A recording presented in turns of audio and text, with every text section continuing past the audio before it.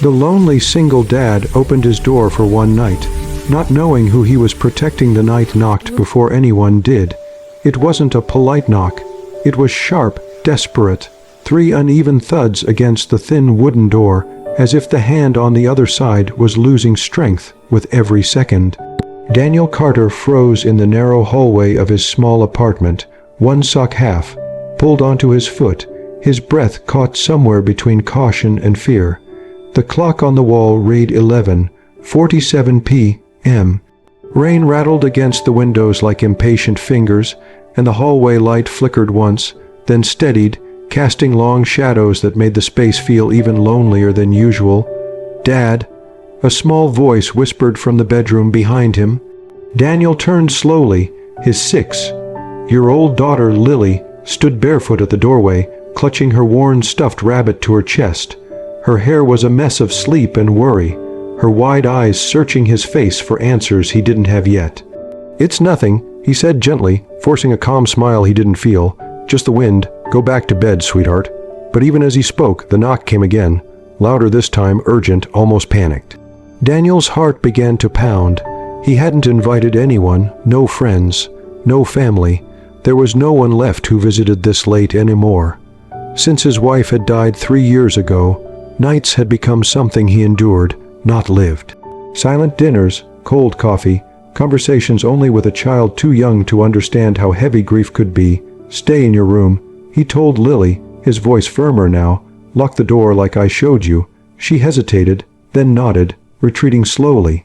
Daniel waited until he heard the soft click of her door closing before he turned back toward the front door. Another knock, followed by a voice. "Please," the voice said, a woman's voice, weak, shaking.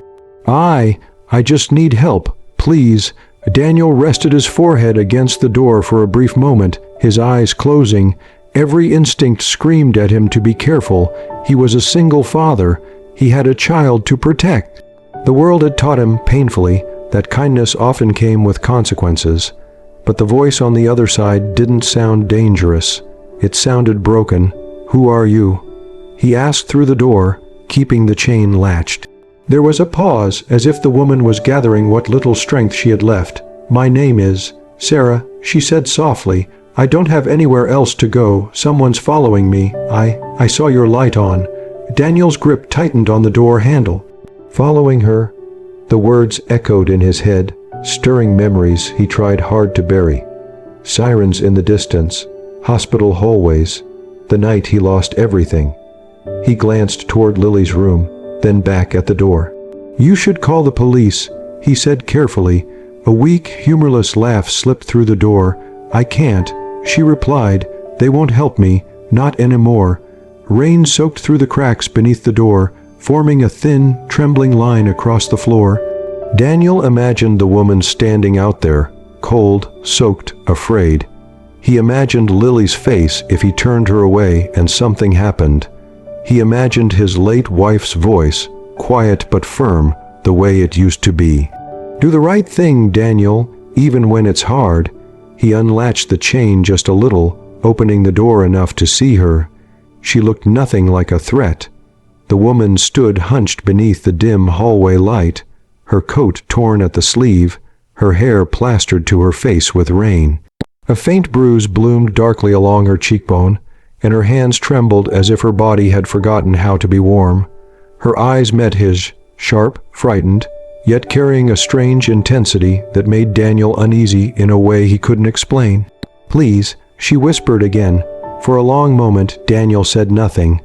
Then, against his better judgment, against fear, against every warning his mind threw at him, he opened the door wider. "Just for tonight," he said quietly. "You can come in, but you have to be honest with me." Relief flooded her face as she stepped inside, unaware that this single decision, this one opened door, had just placed Daniel and his daughter at the center of a truth far darker and far more dangerous than either of them could imagine. As Daniel locked the door behind her, sirens wailed faintly in the distance, and somewhere in the shadows outside, someone had already noticed the light go out. The woman sat stiffly at the edge of the old couch, her hands wrapped around a chipped mug of tea, as if it were the only solid thing left in the world. Steam rose between her fingers, fogging the air with the faint scent of chamomile.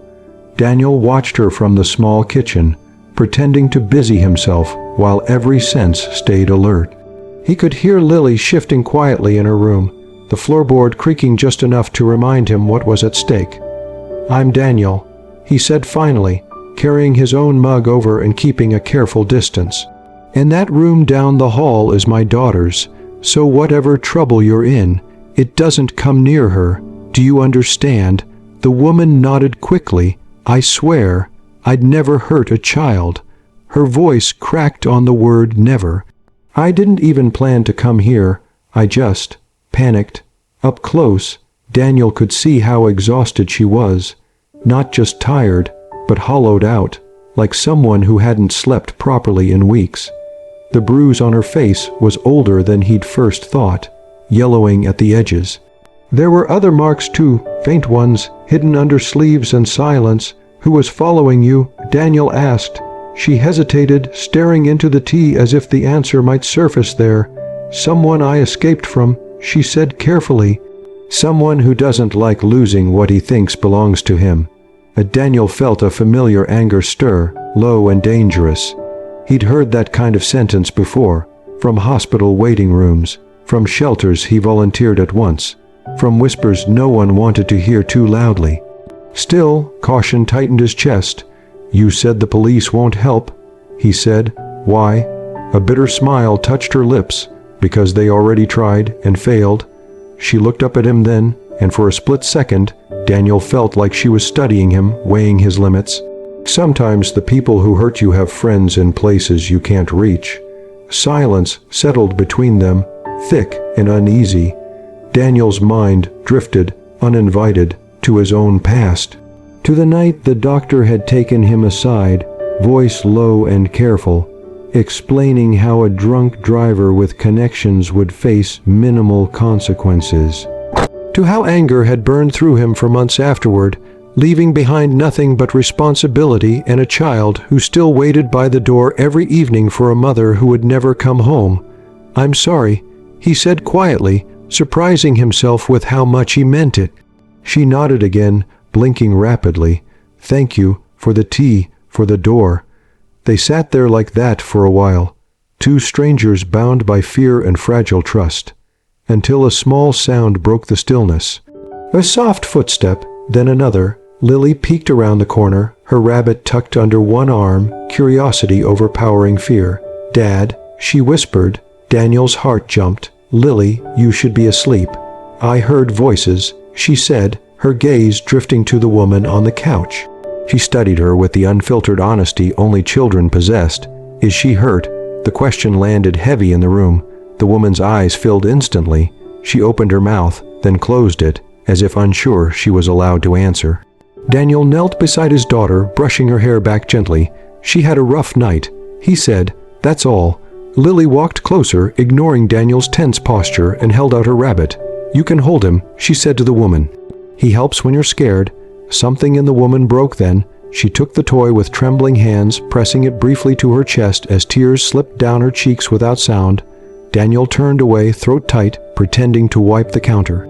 After Lily was coaxed back to bed, Daniel set up blankets on the couch. "You can sleep here," he said. "I'll be up early. We'll figure out what comes next in the morning."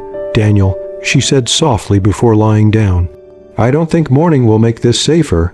He frowned. "What do you mean?" She looked toward the window, where rain still streaked the glass like restless veins. "I think he already knows where I am." As if on cue, a car engine growled somewhere outside, slow, deliberate, then went quiet. Daniel stepped toward the window, his pulse rising, and for the first time since opening his door, he wondered if protecting this stranger might cost him far more than one sleepless night. Morning did not bring peace. It brought tension, creeping and quiet, settling into the apartment like an unwelcome guest that refused to leave. Daniel had barely slept. Every sound, the hum of the refrigerator, the distant bark of a dog, the occasional car passing outside, pulled him back to the surface of uneasy dreams. When dawn finally broke, pale and uncertain, he was already awake, Sitting at the small kitchen table with a mug of coffee gone cold in his hands, the woman, Sarah, still slept on the couch, or at least her eyes were closed. Her body remained tense, as if even rest was something she no longer trusted. Lily was still asleep, her soft breathing drifting down the hallway, and Daniel found himself standing guard over both of them without fully understanding how it had happened. A knock shattered the fragile quiet, not the desperate pounding of the night before. This knock was controlled, confident, the kind that assumed the door would be opened. Daniel's chest tightened instantly. He glanced at Sarah. Her eyes flew open, panic flashing across her face before she could hide it. "That's him," she mouthed. Daniel felt his pulse in his ears. "Stay here," he whispered. "Don't make a sound." He moved to the door, every step heavy, and looked through the peephole. A man stood in the hallway, tall, dressed despite the early hour. His dark coat was perfectly pressed, his hair neatly combed. He looked out of place in the worn building, like someone who didn't belong among peeling paint and flickering lights. A faint smile played on his lips, not friendly but practiced. Daniel opened the door just enough to speak, keeping the chain latched. "Yes."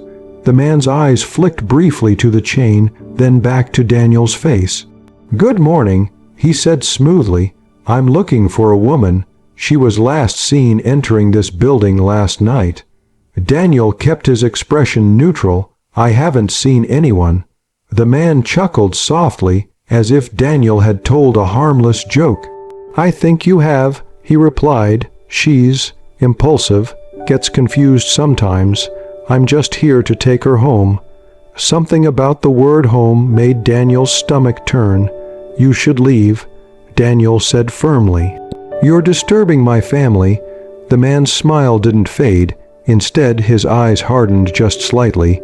"You don't want to get involved in things that don't concern you," he said, his voice lowering. "People get hurt that way." Before Daniel could respond, a small voice drifted from behind him. "Dad, Lily." Daniel's blood ran cold.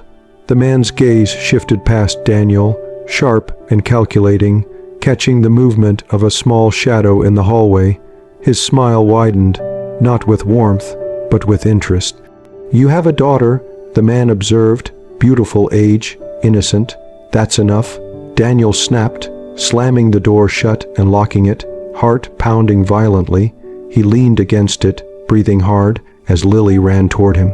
"Who was that?" she asked, fear creeping into her voice. "Just someone who got the wrong apartment," Daniel said quickly, scooping her up. He forced a reassuring tone, but Lily clung to his neck tighter than usual. From the couch, Sarah sat frozen, her face drained of color. "He saw her, didn't he?" she whispered.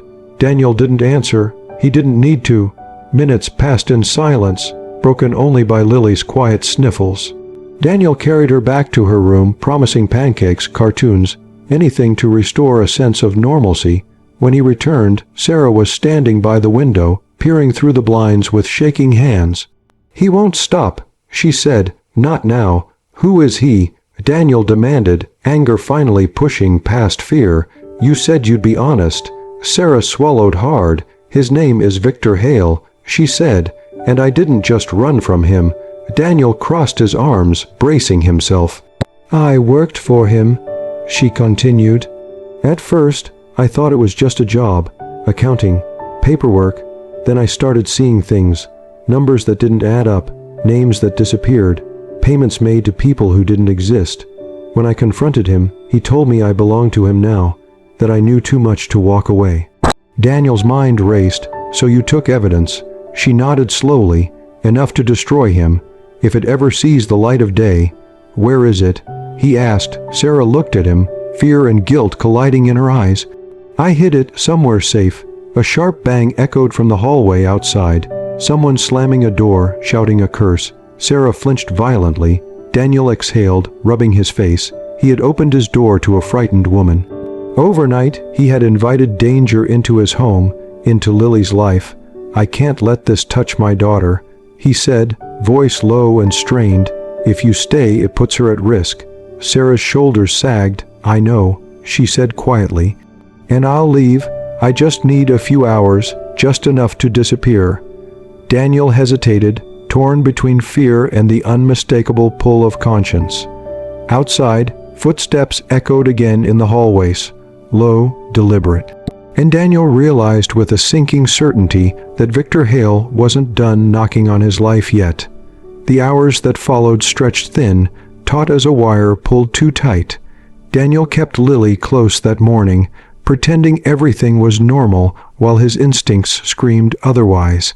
Pancakes were made and barely eaten. Cartoons played too loudly, filling the apartment with artificial laughter that felt like a lie.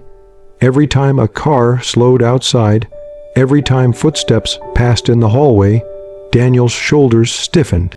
He had survived grief before, but this was different. Grief was quiet. This was hunting. Sarah stayed mostly silent, moving carefully, as if afraid to leave fingerprints on the air. She helped wash dishes, folded a blanket that didn't need folding, wiped a counter already clean. It was the behavior of someone trying to prove they weren't a burden. Someone who had learned the hard way what happened when you took up too much space. "I'll leave by noon," she said softly at one point, not looking at him. "I swear," Daniel nodded, though his chest felt heavy. He wanted to believe that sending her away would end this, that danger had an off switch. But Victor's eyes at the door had told a different story. By late morning, Lily grew restless. "Can we go to the park?" she asked, tugging on Daniel's sleeve. "You promised." Daniel opened his mouth to refuse, then stopped. Keeping her cooped up felt wrong. Letting fear dictate their lives felt worse. He glanced at Sarah, who immediately shook her head. "It's not safe," she whispered, not with him watching. Daniel crouched to Lily's level. "How about we go later, okay, after lunch?" Lily frowned but nodded, disappointment flickering across her face. That look pierced him deeper than any threat ever could. When Lily retreated to her room to draw, Sarah finally spoke again. "This is why I didn't want to involve you," she said, her voice thick. "He uses people, their families, their weaknesses." Daniel leaned against the counter, exhaustion settling into his bones. "Then tell me everything," he said. "No more half-truths." Sarah took a long breath. "Victor Hale isn't just a criminal," she said. "He's a donor, a board member, a man who smiles in front of cameras while ruining lives in private. When I tried to leave, he told me I had two choices, stay silent or disappear." Daniel clenched his jaw. "And the evidence," she hesitated. "I put it somewhere no one would look for it, somewhere connected to someone who once mattered to me." Before Daniel could ask more, a sudden knock echoed through the apartment, sharp, loud, and unmistakably official. Daniel's blood turned to ice. "Police." A voice called from the other side of the door. Sarah staggered back as if struck. "No," she whispered. "No, no. He said he'd do this." Daniel moved quickly, ushering her toward the bathroom. "Stay here," he said under his breath. "Don't say a word." He opened the door cautiously. Two uniformed officers stood in the hallway. One was young, expression neutral. The other was older, eyes tired but alert. "Sir," the older officer said, "we've had a report of a disturbance in this building. A woman matching a certain description." Daniel felt his heart hammer, but he kept his voice steady. "There's no disturbance here," he said. "Just me and my daughter."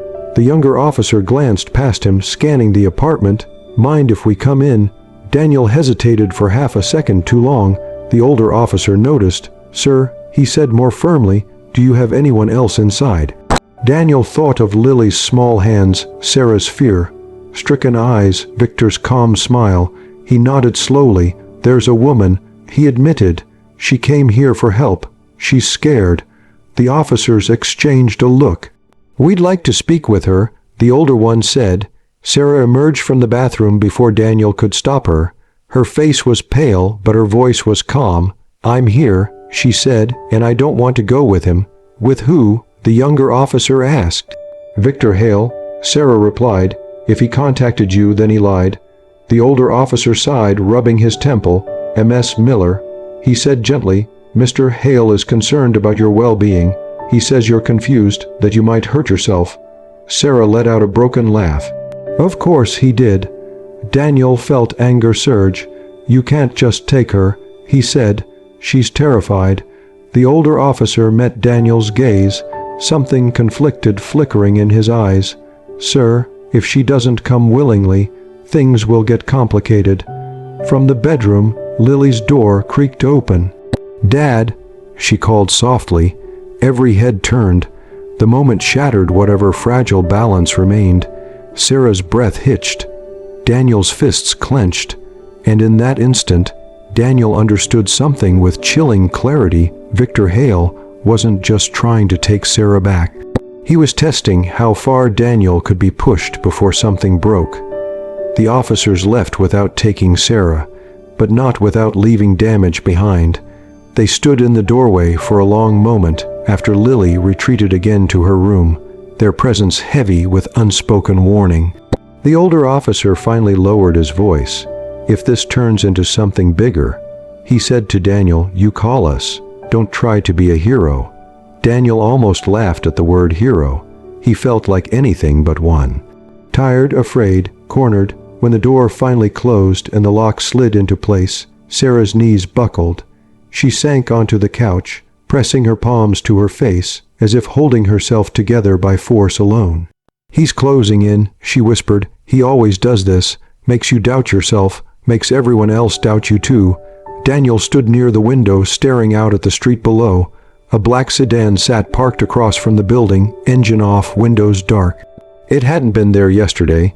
He knew that with the certainty of a man who had memorized the rhythm of his own loneliness. "He wants me to choose," Daniel said slowly, "between my daughter and doing what's right." Sarah looked up at him sharply. "That's how he wins," she said, "when good people decide the cost is too high." Daniel turned away, his jaw tight. He didn't answer because the truth scared him. The cost was too high. Lily had already lost her mother.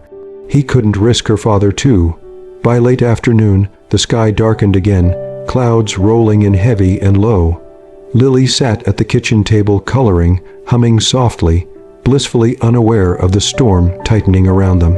Daniel watched her from across the room, memorizing the way her brow furrowed in concentration, the way she stuck her tongue out when she colored too fast. "I should go," Sarah said quietly behind him. Daniel didn't turn. "Where?" She hesitated. "Somewhere he won't look. Somewhere I can finish this." "Finish what?"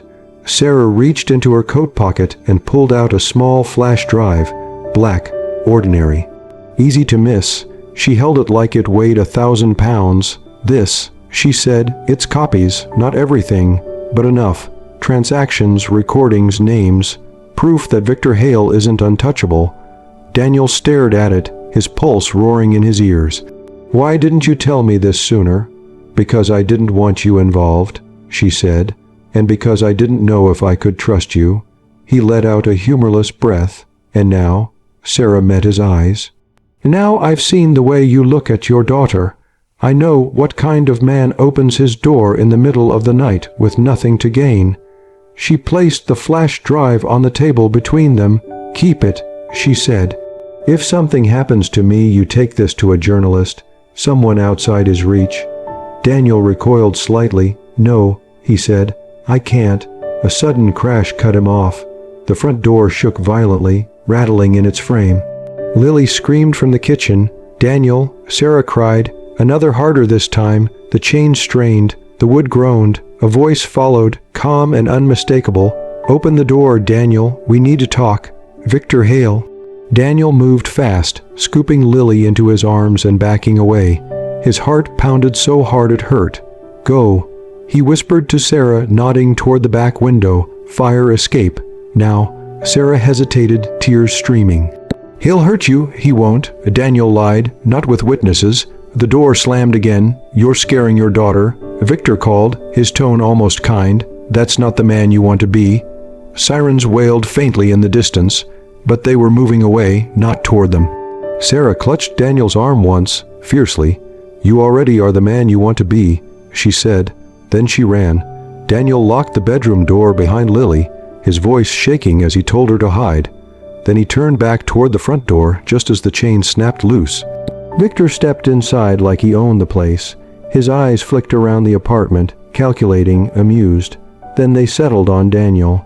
"You should have stayed out of this," Victor said softly.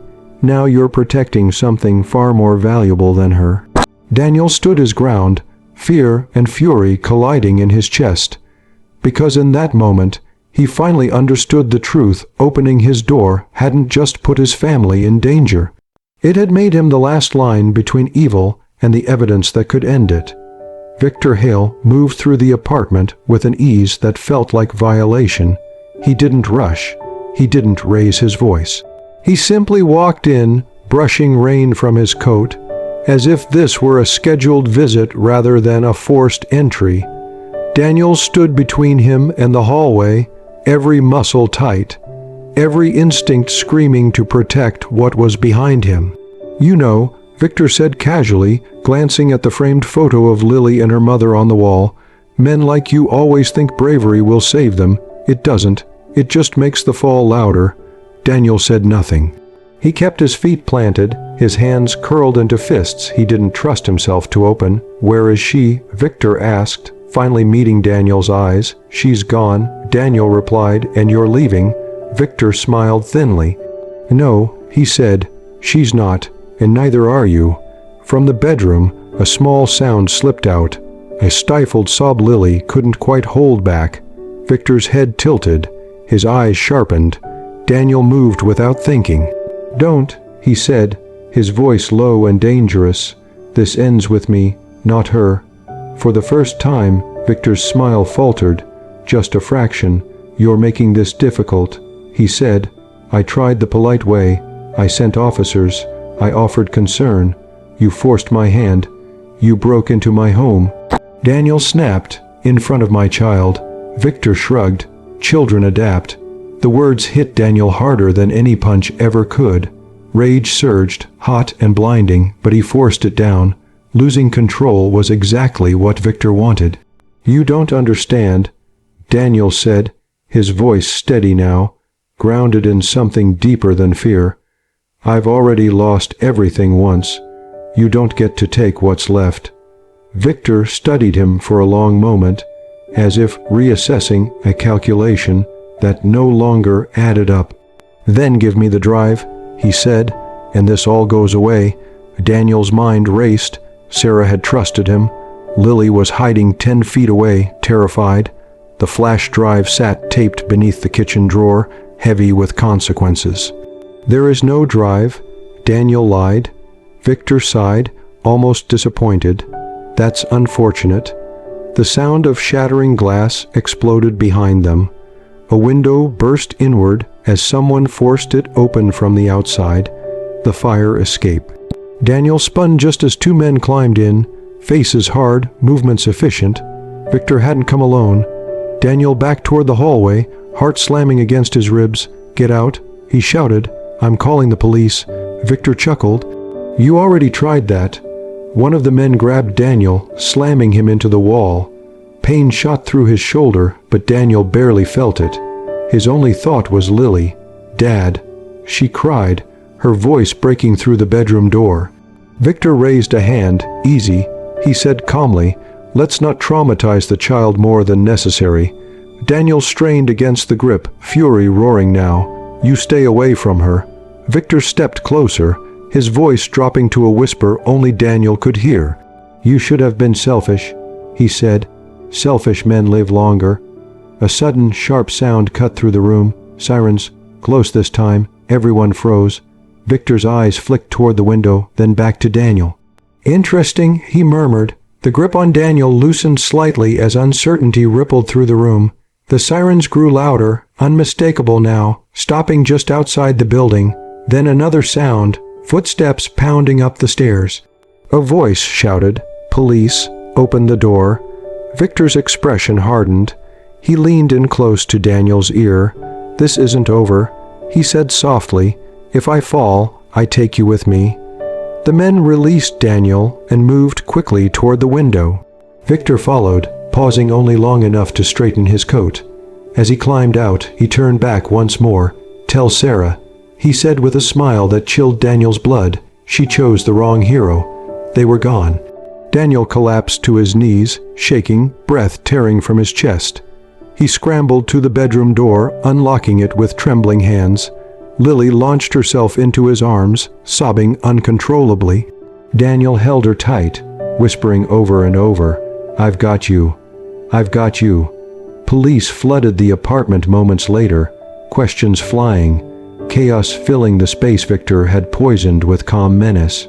Daniel answered what he could, his mind already racing ahead, because Victor had been right about one thing: this wasn't over.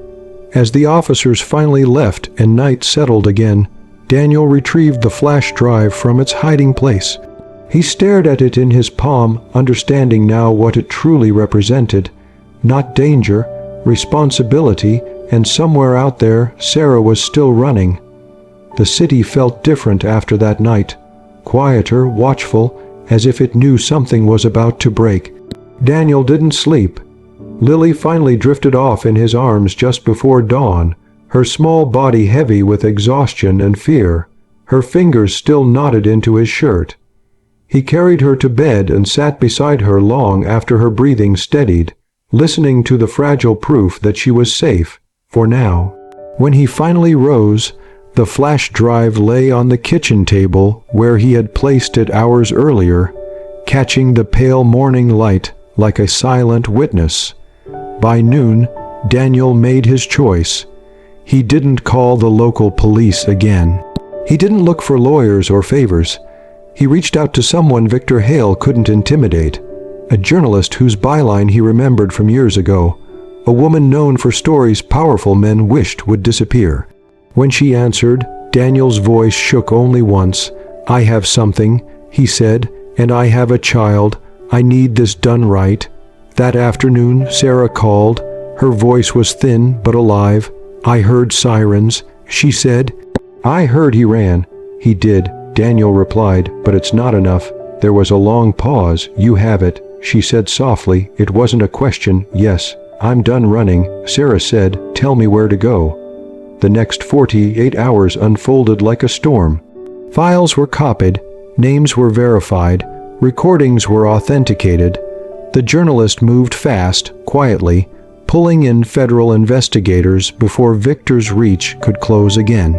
When the first story broke, it landed like an earthquake. Financial crimes, coercion, abuse, officials named and implicated. The smiling donor's image cracked on every screen in the city. Victor Hale didn't knock anymore. He fled, but power has a way of unraveling when light finally reaches it. Within days, his assets were frozen, his allies scattered. Warrants followed him across state lines like shadows he couldn't outrun.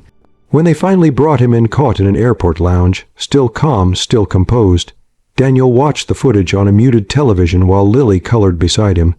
"Daddy," she asked, glancing up, "is the bad man gone?" Daniel swallowed. "He can't hurt us anymore," he said. It was the truest answer he could give. Sarah testified weeks later, not from hiding, not in fear. She stood straight, her voice steady, her eyes clear. Daniel sat in the back of the courtroom, unseen, holding Lily's hand as the truth spilled into the open. When it was over, Sarah found them outside, sunlight warming the stone steps. "Thank you," she said to Daniel, tears bright but unbroken. "You didn't just open your door, you gave me my life back." Daniel shook his head. "You were brave long before you came to my apartment," he said. "I just didn't close the door. Life didn't become perfect after that. Healing never worked that way. There were nights Lily still woke from bad dreams. Days Daniel still felt the ache of loss, the shadow of what might have been, but something had changed. The apartment felt warmer, lighter, like fear no longer owned the walls. Months later, on a quiet evening, Daniel stood at the same door that had started everything. Lily played on the floor behind him, laughter spilling freely now. A soft knock came, gentle, familiar. Daniel opened it without hesitation. It was Sarah, holding a small box of pastries, smiling like someone who finally believed in mornings again. "I brought dessert," she said. Daniel smiled back. Sometimes protection doesn't look like strength. Sometimes it looks like exhaustion, fear, and choosing kindness anyway. Sometimes it's just a lonely single father opening his door for one night. without knowing that the person he was protecting would help him protect the best parts of himself too. And that is how courage works. Not loud, not perfect. Just a door opened at the right moment, and a life changed forever.